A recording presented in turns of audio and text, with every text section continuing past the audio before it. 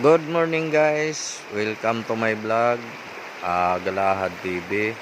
Andito ta ngayon sa daanan namin papuntang sa bundok namin, sa lupa namin doon sa taas. Kaso lang nag-iba na yung daanan kasi sa sobrang tagal na siguro sa panahon.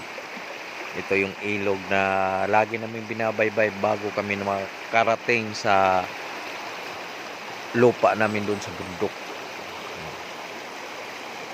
Ito yung kahoy na yan, maliit pa yan noon sa pag-alis ko bago ako pumunta ng Maynila. Ngayon ang laki na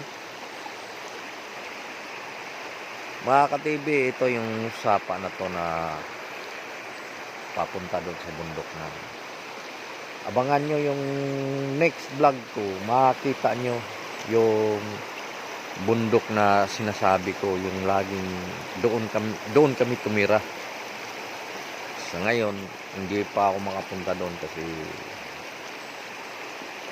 may kasi doon, kailangan magpasama ako doon sa mga nagbantay doon sa lupa namin sa bundok. So guys, grabe, sobrang tagal na ako dito nakatira noon. Ngayon, hanggang ngayon hindi ko to makalimutan nung sapa na to. Ang laki dito, malalim rin to noon.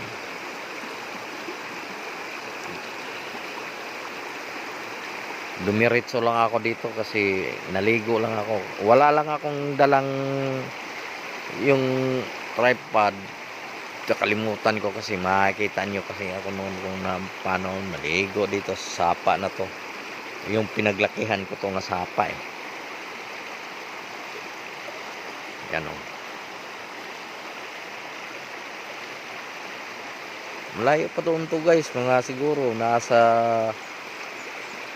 papunta sa bundok namin, sa lupa namin doon sa bundok, nasa mga 1 oras kalahati siguro lakarin. Ayun, makikita mo doon maraming mga prutas kami doon nga tinanim doon. Abangan nyo guys, abangan nyo pag punta ko dito uli, kasi yan ang priority ko sa pagbablog ko, yung lugar namin na dati kong kinalakihan. Thank you for watching, maraming salamat sa inyo. Huwag nyo kalimutan pag-subscribe Galahad TV. Pindutin lang ninyo yung notification bell para updated kayo sa mga video ko. Thank you!